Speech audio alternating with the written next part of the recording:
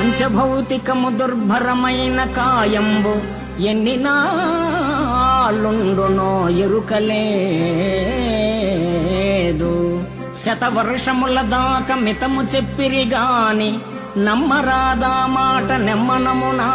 బాల్యమందో మంచి ప్రాయమందో లేక ముదిమియందో లేక ముసలియందో, ఊరినో అడవినో ఉదక మధ్యముననో ఎప్పుడో ఏ వేళ ఏ క్షణంబో మరణమే నిశ్చయము. బుద్ధిమంతుడైన దేహమున్నంతలో మిమ్ము తెలియవలయు. భూషణ వికాస శ్రీధర్మపుర నివాస దుష్ట సంహార నరసింహ దురిత దూర దేవా దేవా.